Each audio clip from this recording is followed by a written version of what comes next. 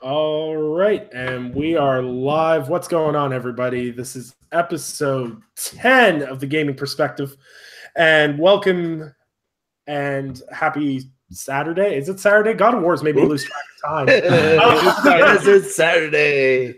This is Saturday.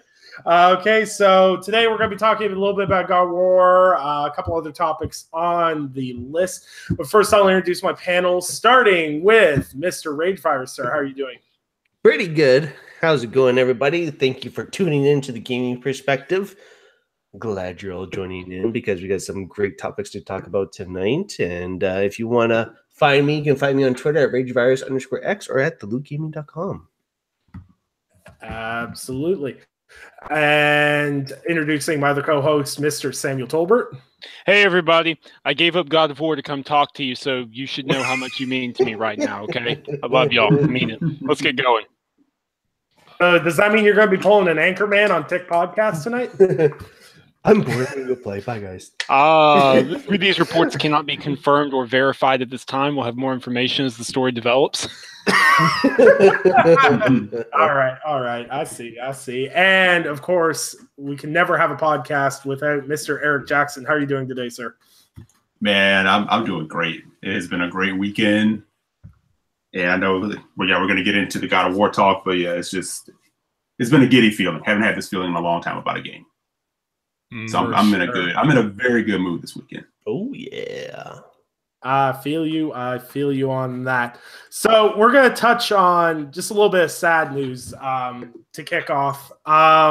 So earlier in the week, I initially wasn't going to cover this because it was much earlier in the week, but I feel like it deserves to be talked about just in the aspect of who it was and how everything went down. So I think it was Tuesday. Anyone who's familiar with Xbox Addict on Twitter, who was a former Marine and just an absolutely amazing guy, he passed away, unfortunately, on, I believe it was Tuesday. I think it was Tuesday. It was either Tuesday or early Wednesday. Mm-hmm. And he passed away. He had a lot of health issues and everything else, but he was always a super positive guy. And I didn't really know him as well as I would have liked. I talked to him on again, off again. We were going to have him on the show a couple of weeks down the road when we do our E3 predictions. We were going to have him on for the Xbox E3 predictions. But unfortunately, that's not going to happen now, and I'm sad. I missed the opportunity to get to know him better. He seemed like a wonderful guy. Wonderful husband from what I've seen, a wonderful father to his 3 children.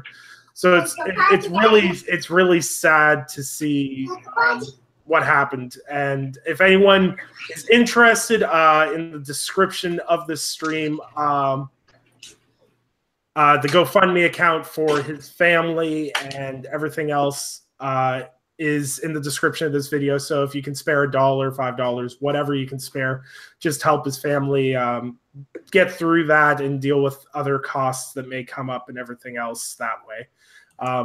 So my best regards to him and his family. Anyone else want to say anything on this? Well, I guess I will. I followed him for. Well, I have been following him for quite a long time, and anytime I've seen him interact with the community or just kind of talking about gaming and his passion and how much he just loves his collection and collecting those controllers and kind of any little knickknacks Xbox related, kind of really made me proud to know someone was so impassioned about a brand that made them feel good in that aspect. He has gone through a lot in his life and he's been struggling with so many things, but he found that one thing in life that made him so happy and so passionate about something that he could actually end up giving back to other people as well and making themselves feel better in the same way that it made him feel better. So he was such a inspiration to me as someone that deals with a lot of anxiety, depression, to not kind of, I guess, be timid about what you're passionate about, but to kind of embrace it and be like, hey, I like it. I don't care if you don't like it or not. I'm going to enjoy it. Deal with it, basically. So he was a very cool guy like that. Yeah, for sure. Eric, Sam? I mean, I don't really have much. I didn't know him that well, except the couple of times I interacted with him. He was always a great guy. I saw his positive interactions in the community. He spread positivity. He was a good force. He was a good thing in the Twitterverse, in the gaming sphere, so to speak. And I'm sad to see him gone. And our thoughts and prayers are with his family right now. Mm-hmm. Yeah, I'll mirror kind of what Sam is saying. Like, I didn't really have any interactions with him. Like Rage said, my first introduction to him was a few years ago when I was like, "Who's this guy with this amazing collection of Xbox paraphernalia, consoles, controllers, Nintendo 64, and just in awe." And I remember sharing that picture with a bunch of friends of mine who were not on Twitter, and them being in awe too. But over the years, just watching him do giveaways, his interactions with the community was always positive and always amazing. And you can definitely see that in this week. Just people, even people who didn't know him like me, just giving him a shout out because of what he did to try to bring the community together. Right. And the one thing Matt would probably be really, probably would laugh at right now is the confusion he's caused on Twitter with his logo being like everywhere. Everybody is adopting that, man. Yeah, like you don't know who you're talking to at any given point, but it's amazing. So many people do that. It was really great. It's sort of like the I am Spartacus. No, I am Spartacus. Type moment for the exactly. community. So, but in that, I think there's definitely the example that while the community seems fragmented into are you a PlayStation guy, are you an Xbox guy, or whatever, at the end of the day, it's just one gaming community. And while we don't always agree on things, we don't have to be like idiots to each other, Right. And live for today because tomorrow's not promised. And at the end of the day, we're supposed to have enjoyment out of this, Exactly. And considering what Matt went through, Matt really had things he could have griped about and been like really mean and mad and upset about. And he chose to go the opposite and try to be more positive. So you can take something from that, Yep, for sure. Yeah, and I just want to note, because it was such a strange feeling. I was at work when his wife announced on Twitter that he had passed away. Mm-hmm. And that next 48 hours was the most bizarre time that I've had on social media. Just in how everyone reacted to it. There was guys that I have muted, blocked, who have treated me like absolute garbage, and as a general rule, treat a certain demographic of gamers as absolute garbage that were coming together on this. And it was almost like for 24 hours, everyone had a common ceasefire. Yeah, and it was a common thing. And everyone was affected by it because, and I think that speaks volumes for who Matt was as a person. It does. The fact that when you get Phil Spencer to change his profile picture, like that's pretty impressive. Not gonna lie, that kind of hit me a little bit. There's so much that they're doing on that side of things. Craig Duncan already confirmed they're doing something in Sea of Thieves for him. Yeah. They're doing a bunch of stuff that way, which would have made Matt so happy. The response was insane. Yeah, absolutely insane. There's so many people I have a newfound respect for on social media because there were some guys that I always sat there and went, wow, do they ever drop the petty garbage stuff? And they did. And at the end of the day, we're all humans. We're all affected by this. And whether you're affected by it because you were part of the Xbox community and you looked up to him, whether you're affected by it because you were also a veteran and you know the struggles that come from that, or if you're just a father like myself and can't imagine what it'd be like to not have the opportunity to see your kids grow up or anything along those lines. Absolutely. It's a huge emotional weight, and I honestly, as little as I knew him, I couldn't process it initially, and it's such a hard thing to process. And yeah, it's just best wishes to his family. I don't know how the hell to segue this. This is the same problem we had when I was on Digital Hoarders on Wednesdays. Segueing out of this is just Well, Yeah. let's We just talk have about to. it more. yeah, we just have to basically. So Yeah. Goes from let's go from So something those who sad say, and rest in lighten peace, the Matt. mood. Thank you for your contribution to the community. Man. And in your honor, we're going to talk So games. exactly. That's a good way of doing it. Yeah, Yep. for sure. 100%. So God of War came out on Friday. Yeah. After 5 years of development and Corey and company working their tails off, sweating, rebuilding, redoing, building everything from the ground up again, we now officially have God of War in our hands. And was those 5 years worth it? Tune in now in the next Yeah. episode. Screw the next episode. Hell yeah, it was worth Yeah. it. Come on, guys. Absolutely worth it. Oh Absolutely. my gosh. So I'm going to kick this off because it's so funny because we're on episode 10 of the Gaming Perspective. Our first episode was actually talking about God of War. So it's kind of come full circle now. So when I initially saw the change in direction for God of War at E3 2016, I was one of those people, I was like, I was kind of worried about, Atreus being annoying. I was kind of worried that, Kratos was going to be too emotional. They were going to try and make him like whiny almost. And like, I was concerned with the direction. But at the end of the day, I've been saying since 2010 that Sony Santa Monica is on par, if not higher quality studio than Naughty Dog. And I honestly can cement myself and say this without any doubt that they have delivered a game of the highest quality with God of War. I never thought I would relate to Kratos until now. They made a completely one-dimensional, revenge-based character, and they turned him into this complete field trip of a character, and it's absolutely phenomenal. The writing's amazing. The game's so seamless. No cutscenes, no loading screens, no saving icons, just an absolute experience. So we'll go down everyone's initial thoughts here. We'll start with Rage. What are your thoughts about God of War so far? Well, as someone that's generally new or relatively new to the series, because I've never played the first one, never played the second, I'm kind of close to beating the third one, the remastered version on the PS4 Pro.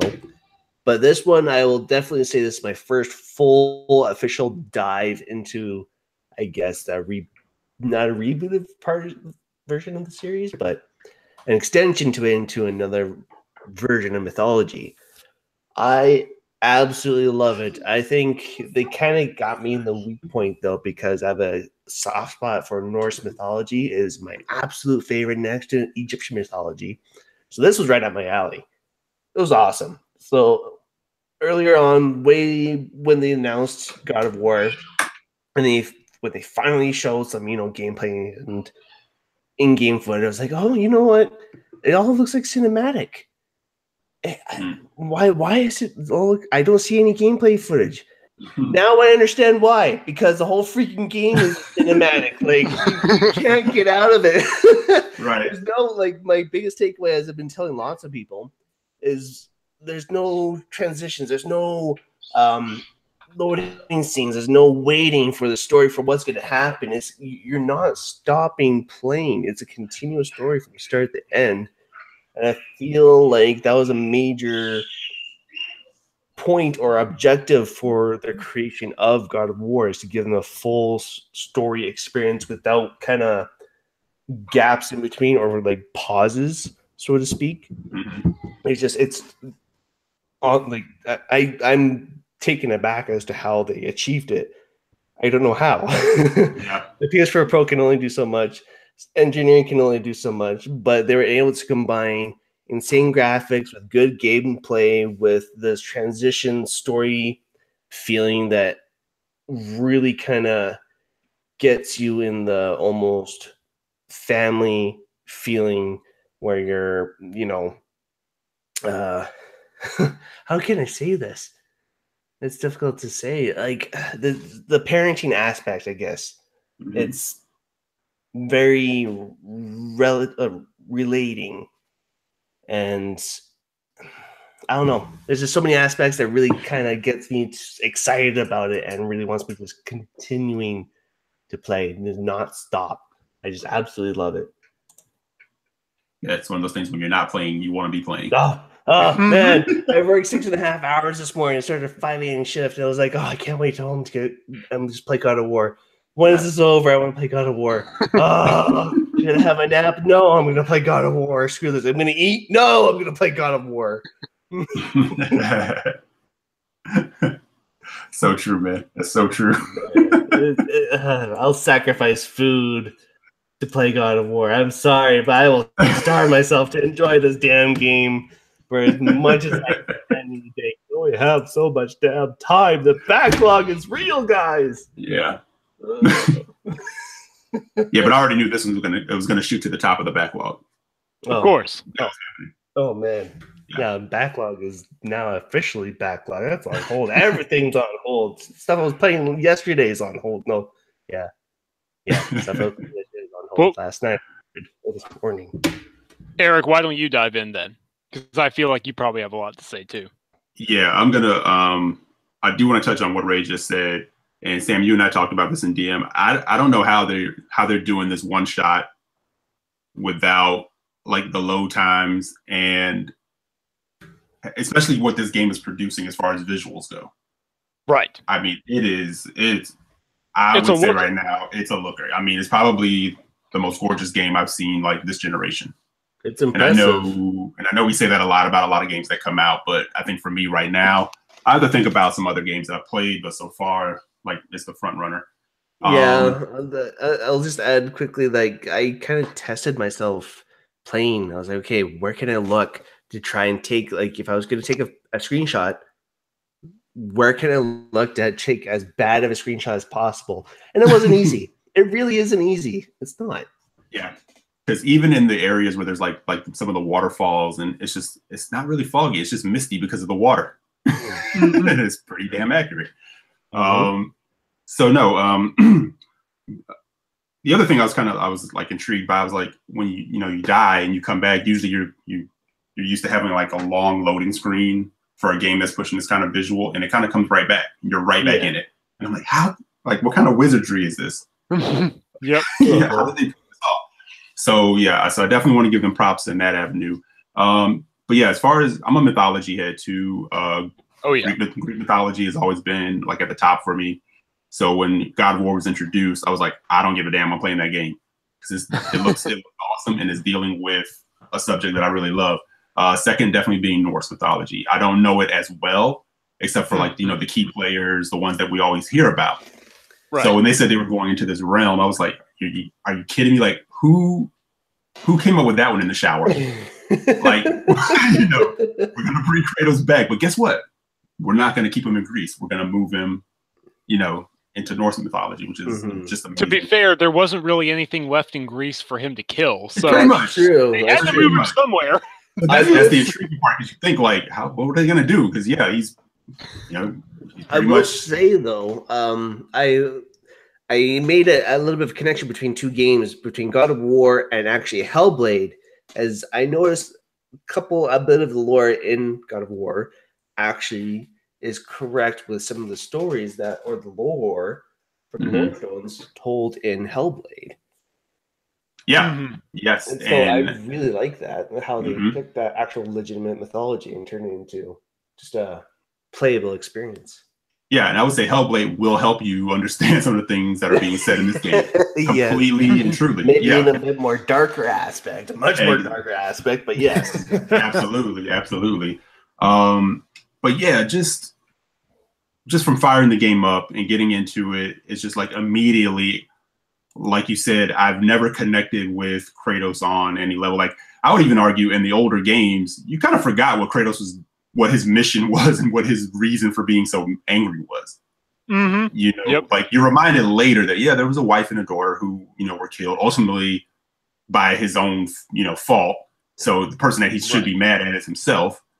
But after a while, you're like, you kind of forget why you're doing what you're doing. You just know you're going on murder sprees, you know, and you never really connect with him as like a character. You just know that you're a badass killing machine. Kratos is a badass, and that's pretty much the relationship. Already in this game, you know, a few hours in, it's like you already feel a connection to him. And I actually want to say that's kind of like, not to like to sidetrack too much, that's kind of like what happened in Wolfenstein 2, like with BJ. In the first game, you really didn't have any connection to him, but somehow they figured out a way to make you connect immediately with him in that game. Yeah. Right. You know, same thing is happening here. And it's like, just like kudos, you know, on that level. So I'm not sure how much we want to go into different segments of talking, you know, combat and everything else, but but just a few hours in, they, to me, have already delivered on what the vision was, you know, and laid to rest like any of those concerns. Man, you know? so there's so many things like there's so many. What I love about this game is there's so many memes about it already. Yeah, but it's not memes in a bad way or like bad writing or anything else. Like legitimately, like my neighbor has a son who's like 6-7 years old. And like they were out in the yard this afternoon, and he kicked the ball over the fence. He's like, "I'm sorry, Dad." He's like, "Don't be sorry, just do better." I'm like, there you go. I'm like, "Oh, you got that new God of War, eh?" He's like, "How'd you know?" We're all getting inspired. We're all getting inspired. My friends are going to start having children just so they can go, boy. The new parenting trend in 2019 is the Kratos technique. Press circle to parent. But here's the thing, though. It works. Their relationship is believable. You know, when I see Kratos lean down, he's getting angry with his son, then he calms himself down. He's like, you know, I don't need you to be sorry. I need you to be better. And then he goes to hug him sometimes, but then he withdraws his hands. It's like you can tell he wants to care for him, and he's not sure how, except to teach him to survive. And that the fact that they made me care about, you know, a mass murder machine like Kratos, and they gave him this relationship is astounding. It's incredible to me how they've managed to capture that connection. It works well, as does the fact that, glory hallelujah, Atreus is not a negative in combat. He benefits. I highly recommend, if you're having trouble, make sure you're maxing out all his skills. Because Atreus will, you know, choke out enemies for you. He'll shoot enemies for you. You can get different types of arrows later on. It works really, really well. They feel like a combo. They feel like a duo. He never feels... Even Ellie in The Last of Us, and she had really good AI, but even Ellie felt like she got in the way some of the time. Right. That she was like, okay, what are you doing? We're stealthing. We're trying to creep through here, and there's clickers all over the place. Why are you over there walking into the corner? I have yet for Atreus to feel unnatural. Okay, there was one point I was looking down. Atreus felt unnatural for me, and I actually had a panic moment because I thought I killed him. So you know how, like when you climb across ledges, he like piggybacks on your back, right? Right. Well, I went to climb across the ledge and then canceled the animation. So he hopped on my back, then fell down the pit. Oh, man. And then I was like looking around and I couldn't find him. And I was like, did I just break the game? And so I'm like, okay. So I go onto the wall and he's not on my back. And I get about halfway through crossing the wall. And then all of a sudden he flies out of the sky onto my back. I'm like, you know what? I've kind of noticed that too. I'll go like my Atreus will be somewhere off in the background. I'll go want to climb a cliff wall or something, and all of a sudden he just magically glides onto my back and just. See, I haven't had that happen. Yeah, I haven't had that happen yet either. It's kind of funny. I've been playing for a long time. I've been playing for like 15 hours, and what I was actually getting ready to say next is he feels completely natural. Whenever he jumps around, whenever he's walking, I've never had anything like that happen. At one point, it's so cool, he will interact with his environment as well. Like there's one point when you're in the boat, because you get to a large lake eventually, if you swim by, or rather you row by some rubble, Atreus will reach down into the water and he might pull something out. and it might be a bag of coins or some resources or stuff that you can use. And at one point, I was checking my phone because I was getting a bunch of notifications and talking with you, Eric. And I looked up and I realized that Atreus, because he had said, I don't know if you guys have noticed this, he'll say things like, "Are we going to go yet?" or "Are you done exploring?" or things like that. He had given up and he was sitting down warming his hands by a nearby fire that was in the environment. And the moment that I resumed control, he looked over his shoulder, dusted his knees, and then got up. I was like, okay, wow. That's that attention to detail thing that we talked about, like in DM, you know? And, so I think ultimately Corey, like, they delivered on that, because that was one of the things he said. He's like, and the concern was that Atreus was going to be like, an escort mission. He would get in the way. And he said, no, he's an actual weapon. He's an extension of your arsenal. Right. Yeah. So, which is true. It's proven to be true. And speaking of arsenal, the Leviathan axe may be one of the coolest things in the history of cool things. Yeah, it's the thing I didn't think I wanted, but now it's like, how did I live without this? Right. I literally, when the game opened up and I first had the ability to chuck the axe, I literally spent 30 minutes just wandering around trying out different combinations of chucking the axe into different places. I still do. The first upgrade combo where I think it's you hold, well, it's X for me because I'm using an Xbox controller, but when you hold it, it does like a mini flurry in front of you, like it goes out like 3 feet and then comes back. So good. Such a good combo. It's awesome. And some of the later skills that you unlock, some of the combos you can do, it's so good. Yeah, and even like the minor detail of like, you don't have to hit the D-pad to pull it off your back. Like you can just hit triangle and it'll fly to your hand. Yeah, exactly. Or the fact that it's not just magically sticking to his back, that his armor actually has a little hook for you to rest on. Which is the God of War symbol. Yeah, it's actually the Omega symbol, which is pretty awesome. So yeah. It's actually said the symbol for something else, but I'm not going to tell you what it is. See if you pick up on it later. Awesome. All right. Yeah, but even like, I think I mentioned on Twitter earlier, like even putting the Leviathan away, fighting with your hands actually feels really good. Yeah, it's great. Oh, dude, it's a great strategy. Yeah. Chuck the axe into a guy's head, freeze him, then just manhandle the other one, beat the stuffing out of him, then call the axe back. And you better be mixing it up because this game is difficult. Even on normal, there are a lot of really tough enemies, really tough bosses. If you stray off the path, some of these guys will hand you your rear end if you're not thinking things through, if you're not upgrading, if you're not chaining attacks or trying new combos or upgrading your skills. You better be doing any and all of the above. Right. And actually, I wanted to address something that Tony said in the chat. He was asking if you have the ability to cut off limbs or anything like that. I have not witnessed that yet. I don't know if you have some. I know you're further ahead. But what I did notice, and this is another thing that we talked about, was when you're using the Leviathan, when you're fighting with certain things, the physics are really awesome. Yes, the physics are great. Yeah, the environment is reactive to like how you're fighting. So if you have two enemies and you happen to kick one into the other, he could be charging you. You kick one guy into the other, it like hits him, and you can call the Leviathan, pin that guy down.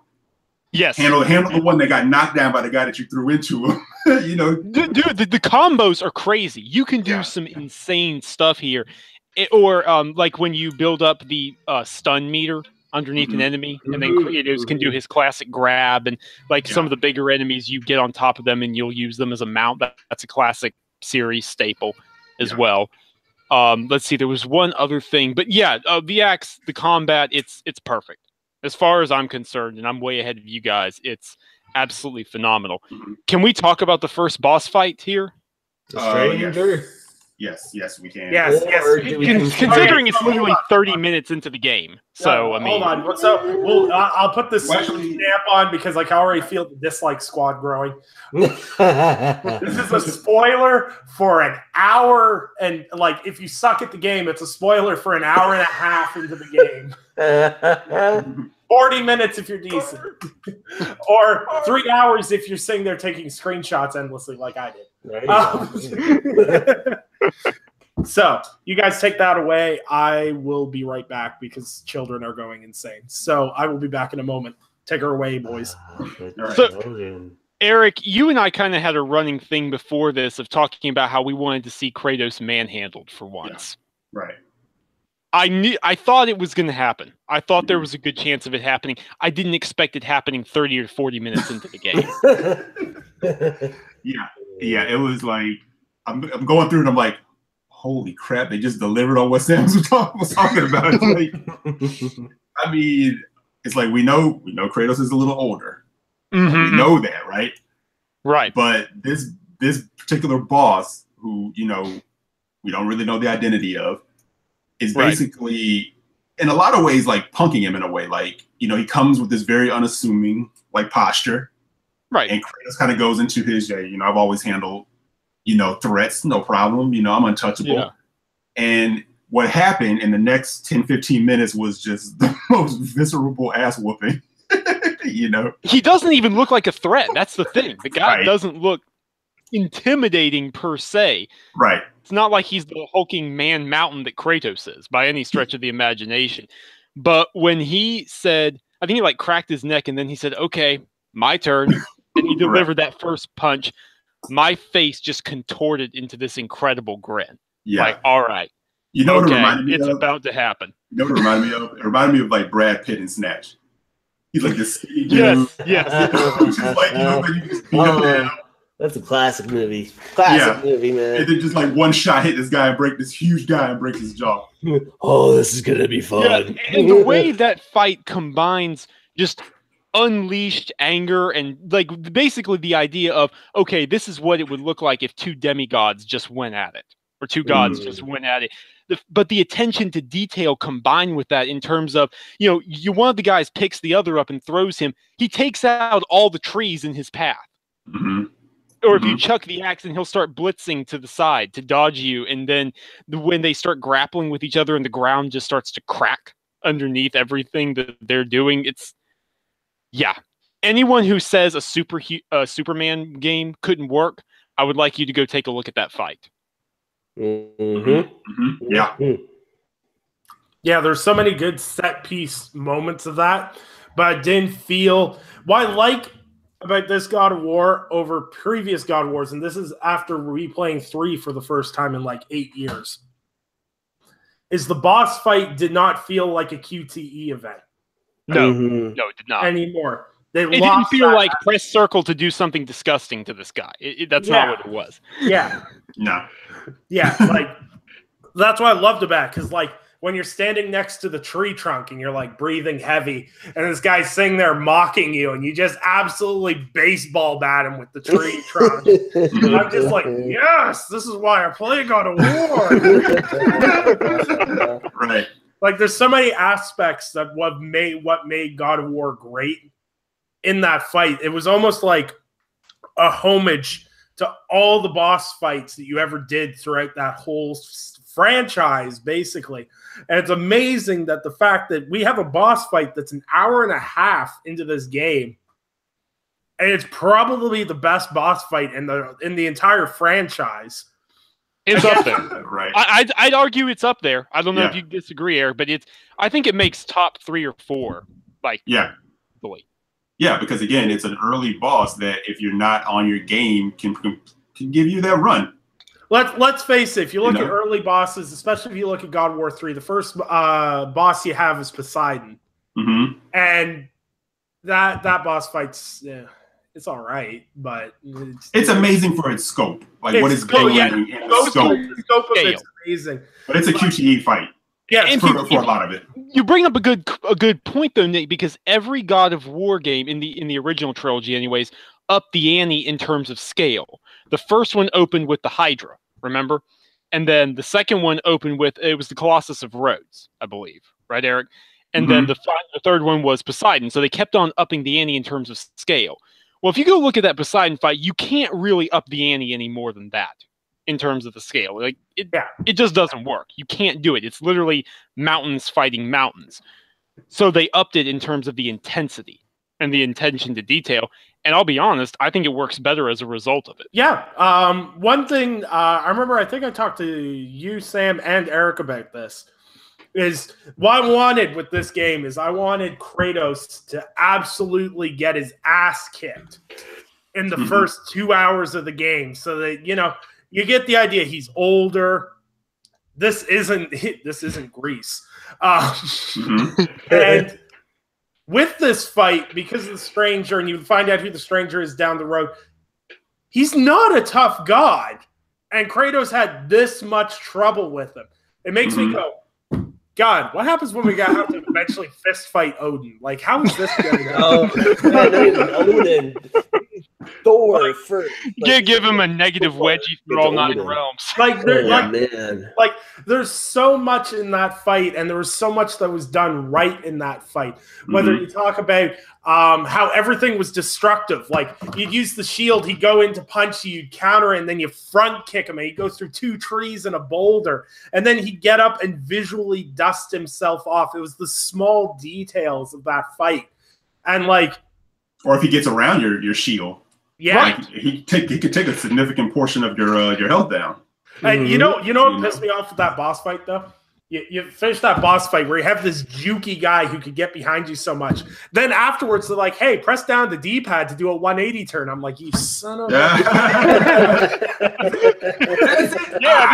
This would have been helpful with the blitzing ice speedster just a moment ago, would it? And I'm not sure if you guys covered it while I wasn't here, but the introduction, because this boss fight was the introduction basically of how to do the combat, essentially, besides the troll fight. This was like the introduction on how boss fights are going to shape up for this game, essentially. And then, because I wasn't sure if it was in the game, but how they introduced Spartan Rage. Oh, yeah. Was so good. You literally see Kratos get kicked into like we're talking like 30 feet into a hill. And he's like stuck with all these rocks and brambles. And you got this guy's like, "Oh, well, I'm just going to ask the other guy," and goes to walk off. And Kratos just punches through like 30 feet of stone and just grabs this guy and just pile drives him like 300 yards and just beats the tar out of him. Like when you're punching him into the tree and the tree's getting shorter and shorter on every punch. I'm like, holy. He's a little pissed off. I'm just sitting there like, damn, he mad. What I love too is like, there's a chip on the shoulder for these like Norse gods. It's sort of like, it's like, you guys look down on us, type of this. What he's kind of like saying, like Kratos is like, you look down on us, but I'm gonna kick your ass. Yeah, it's like, where's all your culture and your civilization and your democracy and all these refined elements? Nah. Yeah. Screw those and honestly, I thought at the end, because we're talking about this fight anyway, so we all know how this ends. When you have him in the headlock, I'm like, what is this, a UFC fight? Like, sitting there, like, trying to fiddle around, trying to get, like, the rear naked choke on him. I'm like, what the? And, like, you see, like, the stranger, you can tell is trying to, like, go for, like, the eye gouge. I'm like, this is, like, a full-bore UFC fight. Yeah. And then, like, it's just so well done. And what I love, the subtlety of it is, like, it's burying the mystery. Like, why is this setting happening?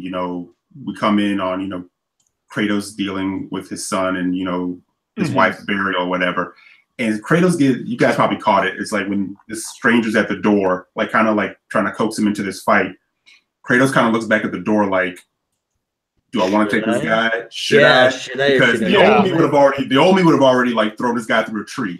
Yeah, he gave him a chance. He gave him multiple chances to just walk off. Yeah, but it's like, how much do I want the boy to know? Like, this could have consequences of me exposing, myself. And even like after the fight, Atreus comes out, he's like, whoa. like, like, what happened here? Well, it'd be like those old school times when you're in middle school and like someone's bullying you and your dad steps up for you and is like, okay, let me handle this. And you come out of your bedroom and half the city blocks tomorrow. Right. You're like, what the? Oh yes. And like Tommy just said, that line, 2 beds. Like, what are you hiding?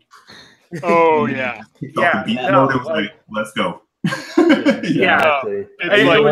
I was just gonna say, like, I'm really curious as to what Atreus's sickness is. Like, I have a feeling it's he has his Kratos's rage. I think he gets into a blind rage where he just blacks out and just he expel so much hate and rage and violence that it even scares Kratos himself. Can you imagine? Oh wow! Like, yeah, like that's a really that's- good that's gonna theory, happen actually. that's my theory, and it's just like, wow, you know what? Wow, yeah. My kid is like this. I need to teach him the proper way on how to control himself, his mind, how to react things, how to survive, how to fight. Well, how just to the think. steps that Kratos himself did, and like with the kid, you see him use restraint early on in the game. Still firm. You've still got that temper, but it's firm. Right. That he's not mad. Mm-hmm. And then, like when he's talking to the stranger at the door, and the stranger punches him the first time, and you see that look. You see, because of how good the visuals are in this game, you see that look in his eyes, like, motherfucker, really? Like, you're really gonna start this now? Punches him again. He's like, come on. Punches him again. Then when he goes for the one punch and he grabs the hand, I'm like, oh, this is gonna be good. And then like you punch him and he goes like 10 feet, and you're like, yeah. Kratos, and then you promptly get uppercutted into your backyard, and you're like, "Oh, yeah, okay." No, So it's that like happened. the conflicted Kratos is awesome because I know, like, we've had fun today, talking about him calling him boy, and I definitely think that kind of leans back to he's trying to keep a separation of being like the god of war in his past, but also being a father. But it's like weird in a way, like he's trying not to connect too much with him. Right. Or let that be like a weakness, knowing the things that they have to deal with. Right. So by not even calling him by his name very often, it's sort of like being like allowing him to keep like that separation a bit. Yeah, keeping that distance. Yeah. So to speak. So basically along the lines of when after you do the stranger fight, and he talks about not leaving your heart open, that kind of thing, right? Where it's that disconnect. Close your heart. Yeah, like that whole disconnect. You have to be disconnected from everything. It's just absolutely fantastic. And Kratos tells him that. He says, close, like after he basically kills his first guy, he's like, close off your heart. You can't feel for them because they sure won't feel for you. Exactly. So it's just like it's interesting, but at the same time, it's sort of like Atreus. He recognizes that Atreus is still a kid, and Atreus says, don't ever leave me like that again. Right. And for a brief second, he's like, okay. Yeah, he didn't question him. He didn't tell him to be quiet. He just said, okay. Right. Yeah, like those moments, like after he kills his first guy and he's got to climb up and get that chain down for you. You've got that 3 or 4 button prompt. That was great. Segment where you're like reassuring him as he goes. Yeah, like in a gameplay sense, people could sit there and say it's lazy because it's a simple button press to move dialogue along or whatever. But the amount of emotional context that small little bit gave is fantastic. Especially because you have to choose to press it. You have to choose to put the foot forward, so to speak, and say, okay, are you all right? Yeah. And I think they've definitely I'm gonna have this thing beaten by early this week. I got enough sleep today. I'll be able to stay up all night playing this. But I think as a base level, just as the start, it's absolutely fantastically done. And if they can keep this pace up and to keep the combat as good as it is and keep everything as fresh as it feels right now, I may or may not possibly be breaking my 10 out of 10 rule. I'm not going to say yes to it yet. But you're not going to say no. I'm not going to say no either because there's just and people can call it down to that Sony formula. I saw Tommy mentioned it in the chat. People say that Sony takes the easy way out with doing the parent perspective to push a really easy emotional narrative. But as a parent, this story resounds on me in multiple levels that may not resound with someone that doesn't have kids. I'm not sure if it does or not because I've only started playing these kind of more story-based experiences since I've had kids because I can't sit on Call of Duty all night anymore. I don't have kids. Here's what I'll say. It makes me think about, okay, what's it going to be like when I'm a father? It's making me question myself and go, wait a minute. How would I handle this? I have to agree with that because I kind of thought about the same thing. Like, you know what? When I raise a kid, should I consider something along the lines of how he's kind of reacting to his kid, sort of thing. Like, okay, should it be compassionate or firm certain times, or be like, just it got me thinking about that. Like, it gave me that thought process of parenthood, even though I'm not a parent. In the game, and that's a good way to get someone that's not a parent connected to it. They did something good about that. And for sure, I think that was really well done.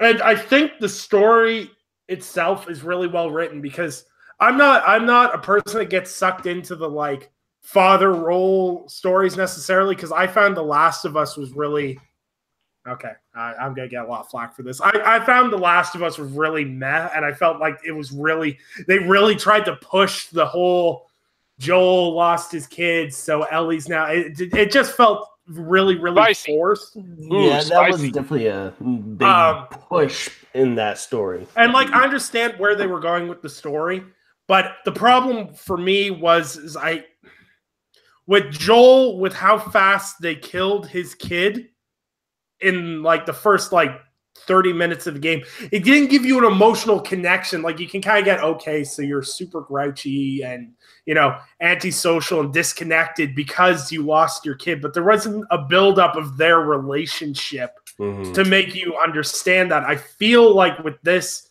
there's more of a buildup. Well, obviously, because Atreus is still alive, but there's more of a buildup and you feel more. And I think the reason why it resonates more with me is because I was such a huge fan of the God of War franchise before. And like seeing Kratos transition, it's insane. And the change in voice actor, well, initially I was kind of like, and then I like the first 30 minutes I was sold on it. Just I don't care anymore. I'm sorry, but voice is just like it's resounding. It cuts deep into like your mind when he talks, because you know it's him talking. He feels to me more fierce and more kind of just gritty and just hardcore Kratos sort of thing. Like normally I play my games via headset on my monitor, but for this game I hooked the One X up to my 4K TV and put it through the surround sound system, and that initial boy hit me square in the chest so hard. Boy.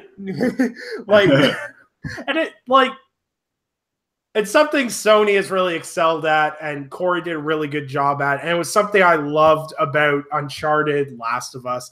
And like, you can pull from these a bit, is the banter between the characters throughout, throughout just small sections. Like, that was honestly one of my favorite parts about Uncharted 4 was Sam teasing Nathan through like half the game. Like, your grip getting a little weak, you might fall. Yeah, you want me to fall to my death. Thanks, asshole. But like some of the I have to mention this because Fame pointed this out on Twitter and some people got salty about it. On Twitter? You kidding me? Yeah. The whole Kratos can't read thing is the best thing. Oh man, I was rolling. Boy, what's this say? Says you suck, Dad. Wait, what? Yeah. Like they're so cool how they, and like I was worried because collectibles in a game sometimes are the most annoying thing in the world. Like, collectibles in most games have no meaning, have no context. It just makes it feel pointless. Like, I'm going to stay in the Sony line of games because it's easier if we just focus on that as a focal point. In Uncharted 4, finding treasure, while it made sense for the story, it was kind of like, okay, why do I have to find like 80 pieces of treasure scattered everywhere? It's really and random stuff. There's a pile of treasure. No. Platinum, don't you? Right. We don't want the pile of gold goblets and gems over here. We want that one goblet that was hidden behind a waterfall that you have to swing down on this vine. It doesn't make any sense. Yeah, but this, they've tied it into like I'm going to call them lore cabinets, for a lack of better words, where they unwrap mythology. They're the cabinets. The stories. Stories. and Atreus is asking questions, and then if you open up the bestiary, it gives you a rundown on the myths and the creatures, and it's just there's so much detail. Yeah, I love it. You know what I like? I like that you pick up things that you of course can sell to help you upgrade things, right? Right. And they did us a huge favor because a lot of games do this, and you kind of sit there with their gamer OCD, like, should I hold on to this? Will I need it later? And they're like, in this game, they're like, nah, sell it because it has nothing to do with. No, it's there to sell. It's there to sell. Don't worry about it. You're good. Keep going. Don't focus on holding on to all this stuff in case you need it. You know, some games do that. Collectibles. Right. You're collecting. And you're like, okay, I sold this off, and then you find out later, like, oh, I could have used that. Right. Collectibles walk a very fine line in Right. terms of being annoying or actually enjoyable to pick up. These have all been enjoyable. I have not felt at any point like I was forced to go exploring, but I wanted to just go a little off the beaten path and see, oh, what's in this chest over here? Oh, let me solve these rune puzzles. And I'm going to warn you guys, because again, I'm a fair bit ahead of you. Some of these rune puzzles later on may have you scratching your head a bit. There's the puzzles get really difficult as time goes on. It just good. Difficult puzzles in a God of War game. I love it. And then I want to address for the people who were like worried about there's no jump button, there's no platforming. It's like there's literally a jump button the first minute and a half of the game. Yeah, and there's platforming. The same level of platforming that's been in this series forever is there. So find something else to nitpick. Yeah, man. I'm gonna give a little shout out to Tommy in the chat for pointing out that the best collectibles that have ever been in a video game was the fact in the Mafia series you collect Playboy magazines for. That's how you do it. Nothing better than 1950s pinups to be like, I'm gonna have to go. Where's that collectible? Why is it in the bathroom stall? Yeah. It can stay in there. It can stay there. Right. No. They definitely like this game has been so far. Like I can say, it's thought out. Like nothing seems to be random. Like everything has like a place. Everything has like a plan. You know, and yeah. So like I said, so far so good. You know, it's like you get criticized if you gush too much on games around these parts. It seems, but I tried to be careful. I tried to be careful about what games I gush about, and just being perfectly honest, given the how the reviews were over the top in terms of praise, I was expecting like, okay, try to keep your hype in check. Yeah. Try to keep your hype in check. But I remember talking with you about this, Eric, a couple of days ago about how I hadn't been excited for a game like this since maybe Gears 4, and then The Witcher 3 or Halo 5 before that. But so far, it has lived up to what I wanted it to be. And what the reviews have gushed it as being. It is so far, it is one of the most perfect experiences I've had this gen. Yeah. And it is absolutely, simply based off of what I've played so far, it's going to be in my Game of the Year talk. And I'm probably not even halfway through. I probably still have a ways to go. Yeah, we talked about like the other night, we finished A Way Out, and we're like, this is a really intriguing way to handle a game. Like, it's really cool. Is this game going to get buried underneath God of War, Red Dead Redemption 2, oh, man. Honestly, Far Cry 5? I think a few games are $30 titles versus $60 titles. So, I mean, take it with a grain of salt there, but nonetheless. Yeah. Because like we said, there were some really interesting things that was going on in A Way Out. You know, sure. And I still want to revisit doing. Exactly. At some point a few months down the road. Right. And but I think I said to you the other night that God of War, like you said, we haven't had a lot of these like big games where you feel like hyped over it, you know, and a lot of that is for the fact that we become spoiled gamers. Like we have more games than ever.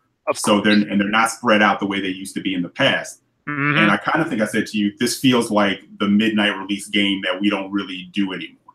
Right. Exactly. Like when we used to get when Gears like 2 dropped or Halo 3 dropped, and you were like, people are like, what are you doing tonight?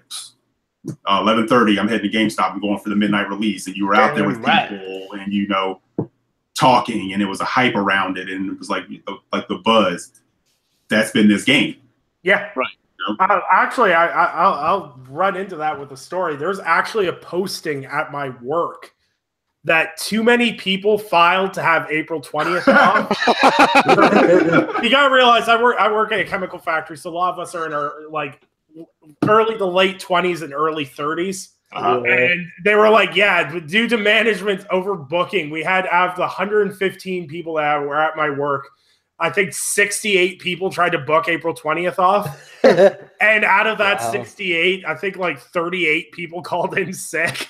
And I was scrolling through social media. I was like, hey, there's so-and-so. I thought you were sick. Why do you have God of War? And that ties into... it was the double whammy bug, 420, the Devil's Lettuce, and God of War hitting at the same time. Yeah, a lot of people high playing God of War. I'm just saying high because it was playing God of War. But I swear they did that on purpose. That was all marketing. A bunch of stoners who buy our game. The best game release I remember was Modern Warfare 2. I worked at McDonald's at the time. And our shift had 26 people on it. And my supervisor called me because I had called in sick for the midnight release. And she's like, is there any way you can come in? I'm like, why? She's like, there's nobody here. Like, what do you mean? She's like, we've had 24 people call in sick. It's me and the supervisor. I'm like, wow. There's not 9 of us at this launch right now, I swear. So what ended up happening is we did the launch. The 8 of us went into work for a couple hours or whatever, and then they let us off. But well, I didn't get to pick up my collector edition until yesterday afternoon when I left work. And even when I went in, there were like a few people there picking up theirs. You know, I actually saw there was a Labo sighting. A mom and her 2 kids were picking up a Labo. I was like, spotted a Labo in the wild. Yeah, I was like, what? It is real. Look at the box. It exists. And somebody's actually buying it. Okay, no, the best thing about Nintendo Labo, because we'll briefly touch on it. I went into my GameStop to pick up my copy the morning after because I worked the night of release, or else I would have been in there with everyone else. And the 3 guys at my GameStop were busy trying to assemble the piano for the Labo. So it's like a display model. And I'm like, is it really that hard? They're like, we've been at this for 3 hours. They're like, this is not a children's toy. Oh. I'm like, oh God, apparently the cardboard's really not that manageable. Apparently it's really hard to get into shape. Good Lord. Everything else.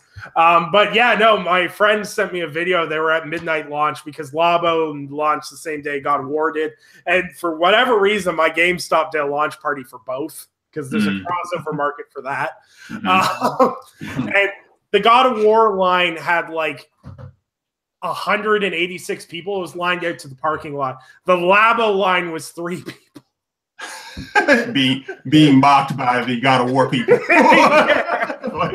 I was like, why? I tell you what, if I wanted to pick up a Labo, I would have stood in line with you guys. Like, I'm not with them.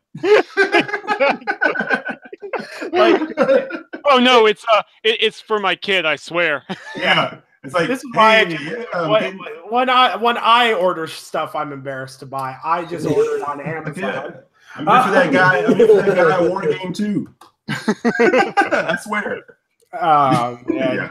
I just remember one of my favorite GameStop memories. There's this like 450-pound like muscle dude that was in EB Games, and he was there to pick up his pre-order. They're like, "Oh, are you here for the new Call of Duty?" He's like, "No, I'm here for Splatoon 2." I'm like, who's gonna argue with him? Yeah, and in person, he's like, "Don't at me." It's like, that's not how that works, sir. and they were like, "Oh, this for the PS4." He's like, "No, PS4 is garbage. Nintendo Switch is the only console I care about." I'm like, "Okay, I'm not fighting this guy." This guy's like a literal boss fight in front of you. Like, one Nintendo and you don't want to buy anyone. No, exactly. I swear though, like some of the Nintendo like fans I know on Twitter, I would not fight them. I talk crap about Baron all the time, but that dude could suplex me through a floor. Okay. Yeah, exactly. I ain't saying anything against that man. Hey guys, I gotta run actually. Sorry, I gotta take off. No worries. Sorry, stop the fun. Like, I really want to keep going, but I know wife is waiting. So next week will be God of War spoiler cast, so that's where the real fun's going to be because we'll all be beating it by then, right? Yeah, yeah. I hope so. Right. Yeah. Take care, Eric. All right. Yeah. See you guys later. Chat. You guys are awesome as always. Catch you on the foot. Have a good night, bud. All right. All right. So I will represent Eric as we talk about this next little wrap-up topic here. So due to the announcement and the endless trolling I've had to do to Eric Incognito, NBA Playgrounds 2 was announced. The game that who asked for it, really? No one. So I want to do a little topic where we talk about games that should never have gotten sequels. Oh god. And there is a lot, I mean, a lot of games where it was like, yeah, you had a good idea the first time. Please stop. The second time. So, give you guys some time to think on it, whether you guys have one or multiples. I'm really interested to see what you guys have come up with. So, Sam, what did you come up with, sir? Now, let me ask this. Okay, just for clarification purposes here. A sequel that shouldn't have happened in terms of who asked for this, or the way it turned out, nobody should have asked for it if they did. The sequel, that's a really... Damn it. Why don't we just go with both, right? Just go with both. Whether it did... okay, so Prototype 2. Oh, what the heck? Okay. Why? I have to agree. Even though I loved the first Prototype, I enjoyed the second one. But at the time, I was still a pretty young guy. I didn't think too much.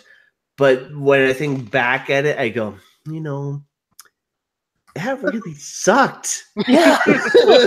I completely forgot about that game because Activision, or is it Activision that published that? That was Activision. Yeah, I was going to say, because Activision tried to stuff that not a remaster $60 version down my throat on Xbox for 1 and 2. And I was like, I might have paid $30 for the first one, but the second one's a throwaway game. Yeah, I don't know what the hell, like... It wasn't even like they did anything to change it. You just went from an angry white guy to an angry black guy. That was like and worse performance.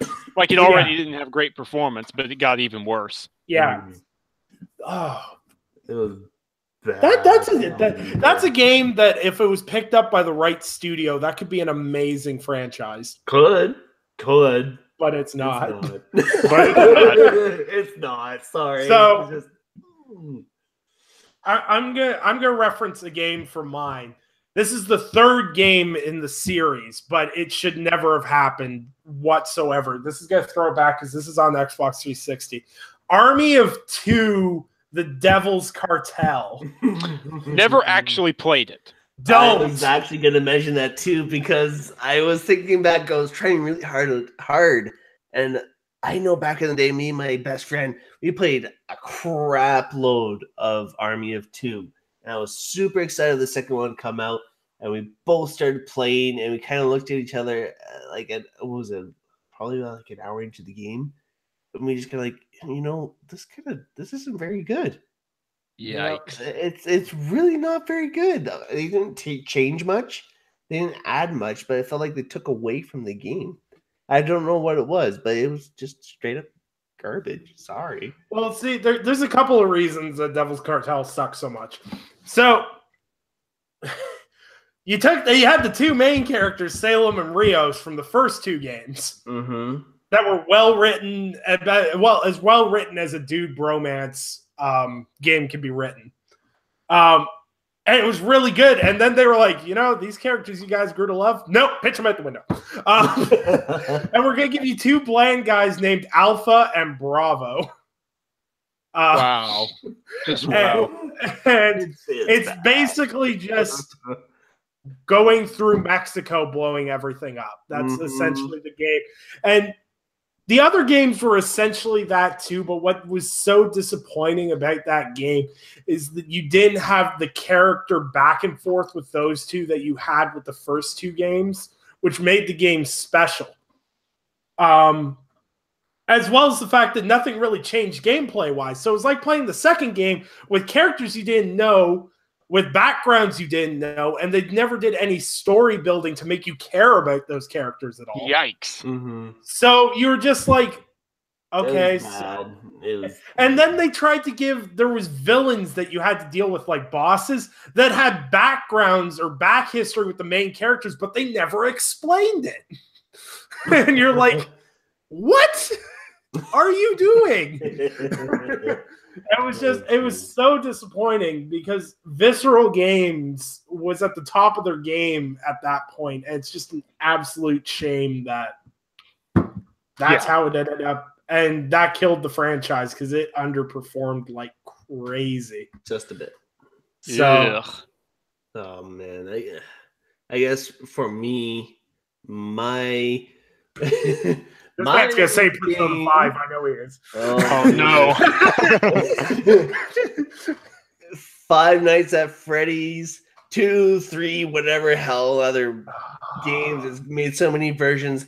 That game is not meant to be played. Oh my god, that will just tear your mind apart. That is not cool. You need to Wait, it kind of glitched out. What did you say?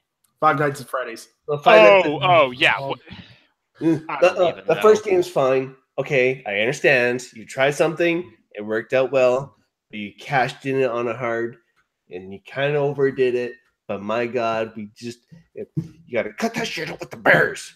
And the animatronics. It's not cool. It's just a freaky setting, man. It's just It's like Chuck E. Cheese going crazy and psycho and wanting to murder you and your whole family and following you home and shit like that. Sorry, no, pass. Shouldn't have created it. No, sorry. Five Nights at Freddy's. See, my biggest problem with Five Nights at Freddy's, because my wife was super into the first one, okay? And, like, the first one is atypical, is what I call streamer, YouTuber bait, basically. It's got jump scares, you can get good reactions, yada, yada, yada. And all in all, it wasn't a horrible horror game that you can play on a mobile device. It wasn't awful. That's true, actually. It ran pretty well. Yeah, it wasn't bad. But everything after that, and the fact they tried to put like a connective story sloppily between was it 4 games? Yeah. I think it's 4 games. I think they're up to 5 actually, but oh god, I don't know. I don't know that for a fact. I'm just. I don't know either. They just keep But like they kept trying to act like all these YouTube. I remember when this game was like the hot thing, where like when Markiplier and like PewDiePie were playing it, and it was like at its peak, and people were releasing all these like, could this be the real meaning behind this? I'm like, oh my god, you guys are reading into just a jump scare game. It's not that deep. Like, the amount of depth they were giving the creator of this game, other than the fact that he made really, really cash grabby games. Out of like, I think by the 3rd or the 4th one, people were like, this is starting to feel like a cash grab. I'm like, really? 4 games in 2 years? Doesn't you don't say. There's a lot of games, especially back in like the 360 era and PS3 era, where it was like, why? Why would you do this to me? I'm just thinking out loud here. What was another one? Oh, it's not necessarily a sequel that should never happen, but a whole game franchise direction that should never have happened. Oh, and look, Visceral's responsible for it again, too. Battlefield Hardline. Like, what the? I liked Hardline. That can easily be chalked up to EA trying to do the Call of Duty thing and get a Battlefield game out every year, and it wasn't going to work at all. Oh, you guys suck. Wait a minute. I didn't say the idea is bad per se. I'm just saying that they shouldn't have tried to do a Battlefield game every year. You know what? That's true. That's true, because it was basically Battlefield 4 with 3 different skins and maps. That's basically all it was. And quickly putting together story. But I don't know. I always loved the cops and robbers aspect to it. It made me go back to it as a kid, because I grew up with my dad being a police officer for 28 years. So being cops and robbers was a huge aspect of my childhood. And playing that game, I was like, oh yeah. Oh, I could really play cops and robbers against other people now and blow them up for real this time. Well, not for real, but in a game. But there was one thing I did admire about that game was they scaled down the maps. And that was always my complaint in Black Ops. But Battlefield 4 was the fact that the maps were sometimes ridiculously huge. Like if your friend was like, haha, sucker, drive off in the Jeep, you're like, well, I gotta walk 2 kilometers. That's true. Like a 3-minute hike to just get back in the action. Get back in the action only to get sniped by some guy who's singing his back spawn. Yeah, who's way on the other side. Oh, well, all right. I guess I'll just respawn.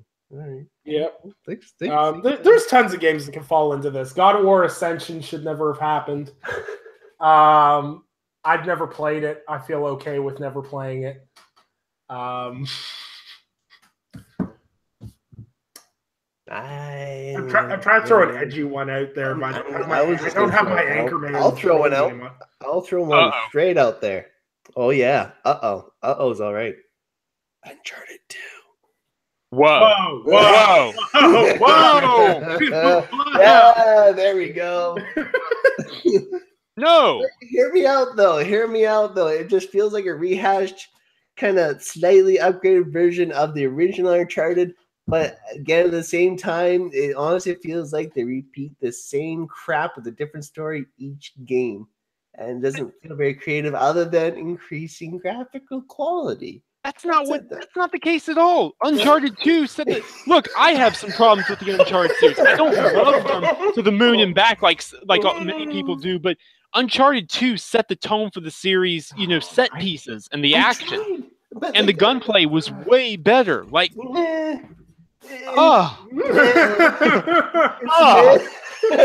it's kind of meh, to be honest with you. It feels like a lot of the first one. And keep in mind, I just recently played them too. Like, I didn't play the full Uncharted 2, but at the same time, I feel like they could have gone in a slightly more better direction with the series. The stories are great, but the overall gameplay and the overall game, to me, felt like they could have added a lot more and been a bit more diverse to me. But I think what you're talking, like, I get where you're coming from, where the because all the Uncharted 1, 2, and 3 all came out on PS3, correct? Yeah, mm-hmm. And they kind of followed that same sort of pattern. So, what you're saying is when they did the trilogy on PS3, because PS3 was around for what, 8 years? So their Uncharted series was long gen. Yeah, so it was a long gen. So what you're saying is there wasn't enough variation to justify making it a separate game. Yes. Wait a little longer to make more improvements. Same reason I don't buy Call of Duty every year. I traditionally buy it every other year and same with sports games, because I want to see a major improvement from. Exactly. Honestly, that is exactly the same reason, because I feel like they take the same game, they improve on the model a little bit more, so just with the graphical quality and a different story. Other than that, it feels like the game mechanics, the characterization, the types of relationships that they have with the characters, and all that kind of fun stuff feel a little repetitive from game after game after game. Though, I have yet to play Uncharted 4 or Lost Legacy, so I won't, knock those yet until I try them.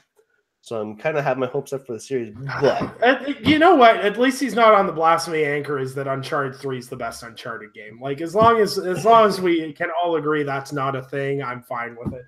Right, we can all agree that number 4 is the best game. And I can't agree on that because I haven't played. Sam? Boy, you about to test the limits of my medication? Boy, you're gonna learn to sell some propane. Oh, God. Propane and propane accessories. Yeah. Oh, great! Now I'm imagining Kratos running around after Atreus. Dang it, boy! Listen. Dang it, boy! I mean, Bobby. He's gesturing to the world serpent. That boy ain't right.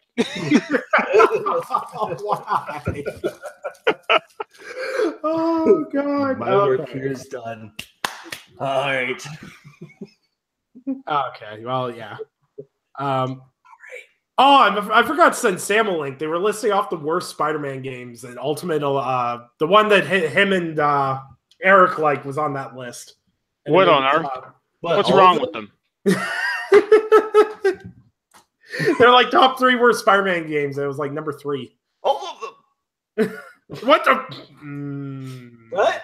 We're not doing this. We're not doing this. What? Who? What? Guys, spitting out weapons. Yeah. Okay. So, everyone, there'll be open tryouts for Rage's spot on the respective podcast. I'll whistle them for it. Do it.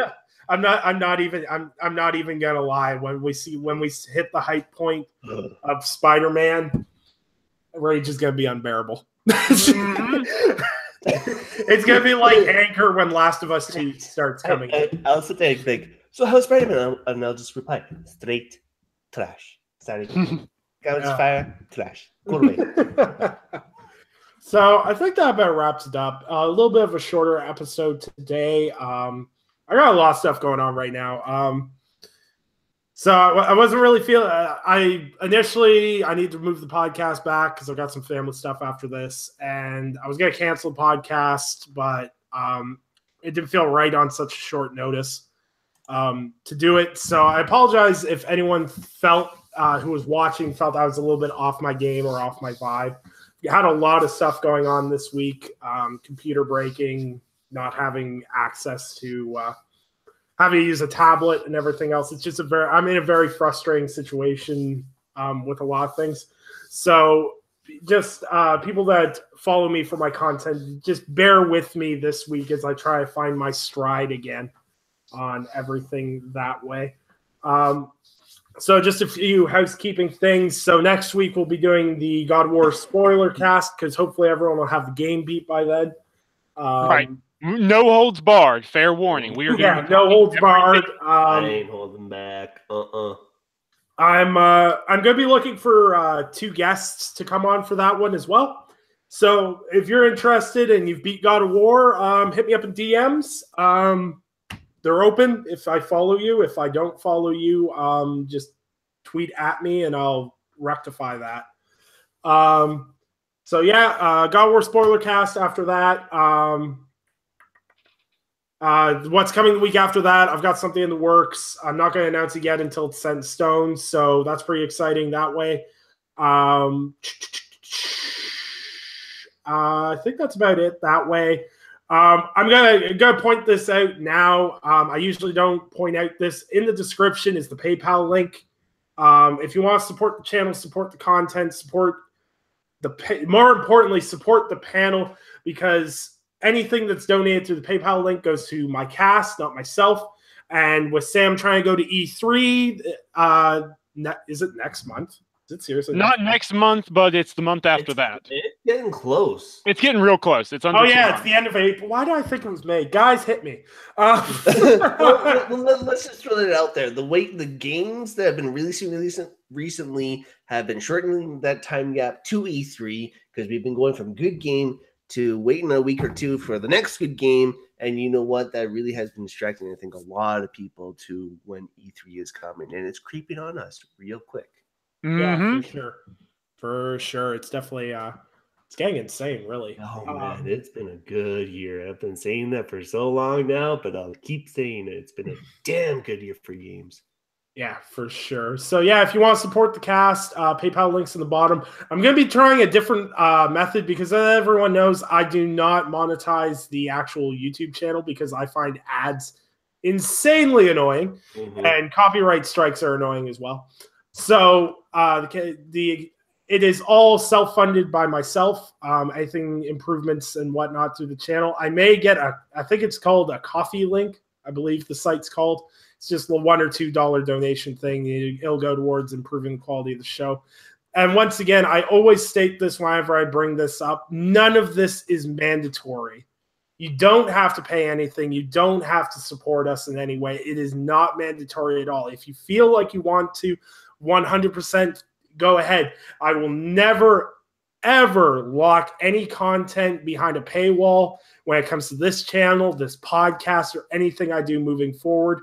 In the eventuality that things blow up and we get Patreon, I still will not be locking exclusive videos or content behind that wall because I always want you guys to be able to tune into this no matter what your situation is, and to be able to listen and just hang out with us and talk video games. And to me, that's the most important aspect of all of this.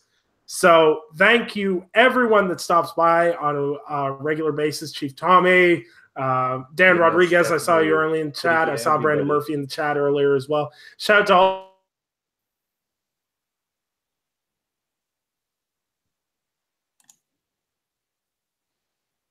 to us and listens to me ramble for minutes and minutes on end. So with that wrapped up, we will do our outros here. So where can the good people find you, Rage? Well, everybody can find me at Twitter at RageVirus_X, and for now at theloopgaming.com. For now, that's For all. now.